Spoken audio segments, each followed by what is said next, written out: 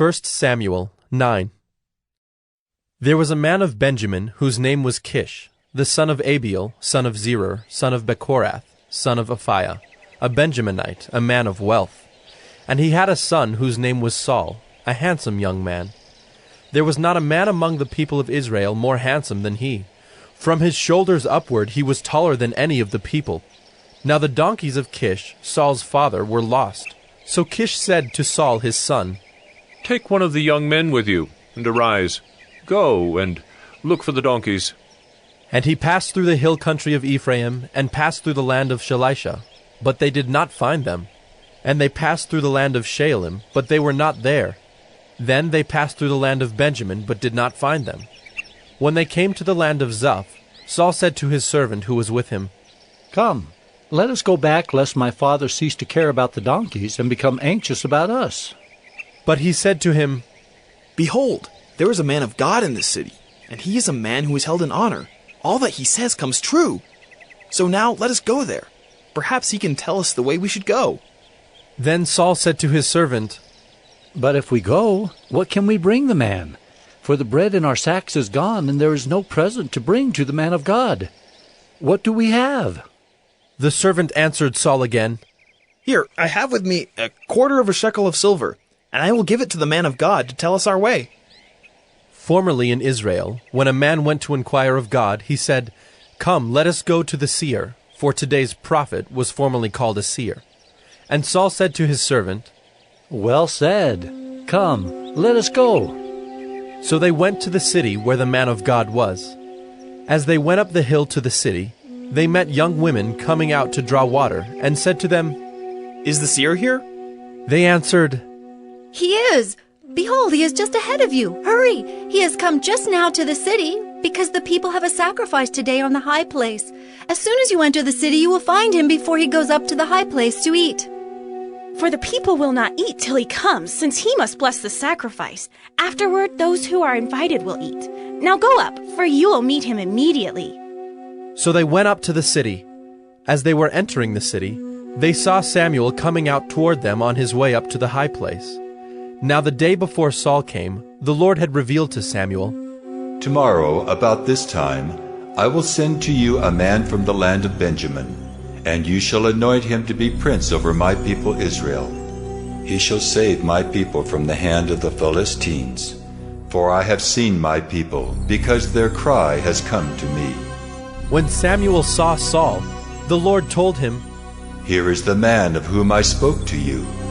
He it is who shall restrain my people." Then Saul approached Samuel in the gate and said, "Tell me, where is the house of the seer?" Samuel answered Saul, "I am the seer. Go up before me to the high place. For today you shall eat with me, and in the morning I will let you go and will tell you all that is on your mind. As for your donkeys that were lost 3 days ago, do not set your mind on them, for they have been found. And for whom is all that is desirable in Israel? Is it not for you and for all your father's house?" Saul answered, "Am I not a Benjaminite, from the least of the tribes of Israel? And is not my clan the humblest of all the clans of the tribe of Benjamin? Why then have you spoken to me in this way?" Then Samuel took Saul and his young man, and brought them into the hall, and gave them a place at the head of those who had been invited, who were about 30 persons. And Samuel said to the cook, "Bring the portion I gave you, of which I said to you, put it aside." So the cook took up the leg and what was on it, and set them before Saul. And Samuel said, "See, what was kept is set before you. Eat, because it was kept for you until the hour appointed, that you might eat with the guests." So Saul ate with Samuel that day. And when they came down from the high place into the city, a bed was spread for Saul on the roof, and he lay down to sleep. Then at the break of dawn, Samuel called to Saul on the roof, "Up, that I may send you on your way." So Saul arose, and both he and Samuel went out into the street. As they were going down to the outskirts of the city, Samuel said to Saul, "Tell the servant to pass on before us. And when he has passed on, stop here yourself for a while, that I may make known to you the word of God." 1 Samuel 10. Then Samuel took a flask of oil, and poured it on his head, and kissed him, and said, Has not the Lord anointed you to be prince over his people Israel? And you shall reign over the people of the Lord, and you will save them from the hand of their surrounding enemies. And this shall be the sign to you that the Lord has anointed you to be prince over his heritage. When you depart from me today, you will meet 2 men by Rachel's tomb in the territory of Benjamin at Zelzah. And they will say to you, The donkeys that you went to seek are found, and now your father has ceased to care about the donkeys and is anxious about you, saying, What shall I do about my son? Then you shall go on from there farther and come to the oak of Tabor. 3 men going up to God at Bethel will meet you there, one carrying 3 young goats, another carrying 3 loaves of bread, and another carrying a skin of wine. And they will greet you and give you 2 loaves of bread, which you shall accept from their hand. After that you shall come to Gibeath Elohim, where there is a garrison of the Philistines. And there, as soon as you come to the city, you will meet a group of prophets coming down from the high place, with harp, tambourine, flute, and lyre before them, prophesying. Then the Spirit of the Lord will rush upon you, and you will prophesy with them and be turned into another man. Now when these signs meet you, do what your hand finds to do, for God is with you. Then go down before me to Gilgal. Behold, I am coming to you to offer burnt offerings and to sacrifice peace offerings.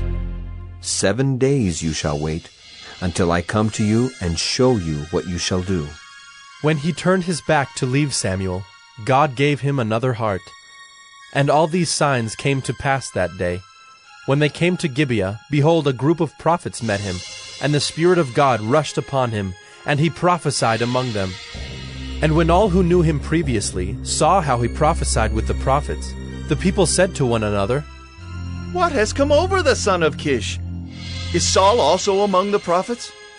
And a man of the place answered, And who is their father? Therefore it became a proverb, Is Saul also among the prophets? When he had finished prophesying, he came to the high place. Saul's uncle said to him and to his servant, Where did you go? And he said, To seek the donkeys. And when we saw they were not to be found, we went to Samuel. And Saul's uncle said, Please tell me what Samuel said to you. And Saul said to his uncle, He told us plainly that the donkeys had been found. But about the matter of the kingdom, of which Samuel had spoken, he did not tell him anything. Now Samuel called the people together to the Lord at Mizpah, and he said to the people of Israel, Thus says the Lord, the God of Israel, I brought up Israel out of Egypt, and I delivered you from the hand of the Egyptians and from the hand of all the kingdoms that were oppressing you. But today you have rejected your God, who saves you from all your calamities and your distresses, and you have said to him, Set a king over us. Now therefore present yourselves before the Lord by your tribes and by your thousands. Then Samuel brought all the tribes of Israel near, and the tribe of Benjamin was taken by lot. He brought the tribe of Benjamin near by its clans, and the clan of the Matrites was taken by lot. And Saul, the son of Kish, was taken by lot. But when they sought him, he could not be found. So they inquired again of the Lord, Is there a man still to come? And the Lord said, Behold, he has hidden himself among the baggage. Then they ran and took him from there.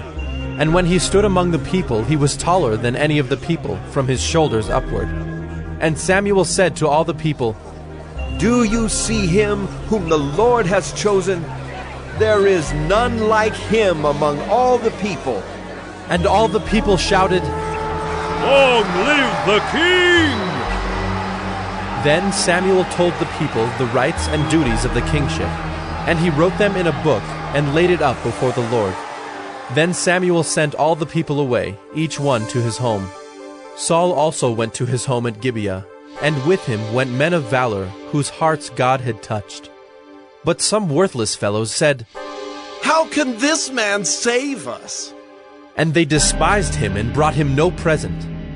But he held his peace. 1 Samuel 11. Then Nahash the Ammonite went up and besieged Jabesh-Gilead. And all the men of Jabesh said to Nahash, "Make a treaty with us, and we will serve you." But Nahash the Ammonite said to them, "On this condition, I will make a treaty with you, that I gouge out all your right eyes, and thus bring disgrace on all Israel." The elders of Jabesh said to him, "Give us 7 days' respite, that we may send messengers through all the territory of Israel. Then, if there is no one to save us, we will give ourselves up to you."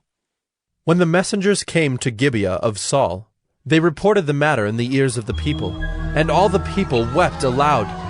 Now behold, Saul was coming from the field behind the oxen. And Saul said, "What is wrong with the people that they are weeping?" So they told him the news of the men of Jabesh. And the Spirit of God rushed upon Saul when he heard these words, and his anger was greatly kindled. He took a yoke of oxen and cut them in pieces, and sent them throughout all the territory of Israel by the hand of messengers, saying, "Whoever does not come out after Saul and Samuel, so shall it be done to his oxen." Then the dread of the Lord fell upon the people, and they came out as one man.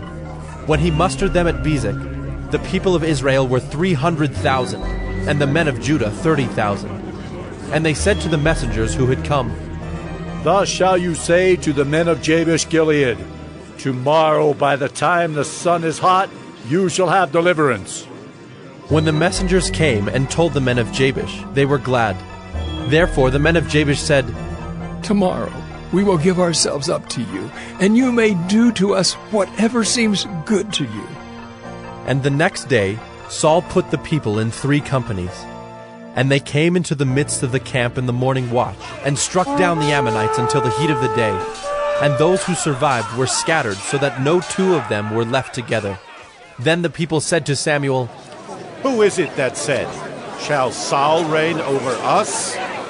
Bring the men, that we may put them to death." But Saul said, "Not a man shall be put to death this day, for today the Lord has worked salvation in Israel." Then Samuel said to the people, Come, let us go to Gilgal, and there renew the kingdom. So all the people went to Gilgal, and there they made Saul king before the Lord in Gilgal. There they sacrificed peace offerings before the Lord, and there Saul and all the men of Israel rejoiced greatly. 1 Samuel 12. And Samuel said to all Israel, Behold, I have obeyed your voice in all that you have said to me, and have made a king over you. And now, behold, the king walks before you, and I am old and gray, and behold, my sons are with you. I have walked before you from my youth until this day. Here I am, testify against me before the Lord and before his anointed. Whose ox have I taken, or whose donkey have I taken? Or whom have I defrauded? Whom have I oppressed? Or from whose hand have I taken a bribe to blind my eyes with it? Testify against me, and I will restore it to you. They said, You have not defrauded us, or oppressed us, or taken anything from any man's hand.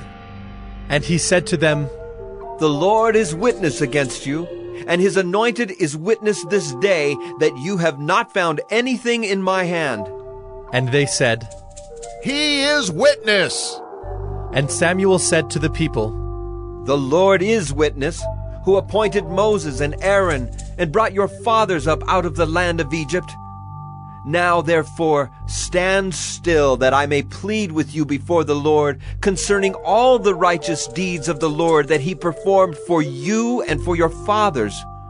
When Jacob went into Egypt, and the Egyptians oppressed them, then your fathers cried out to the Lord, and the Lord sent Moses and Aaron, who brought your fathers out of Egypt and made them dwell in this place.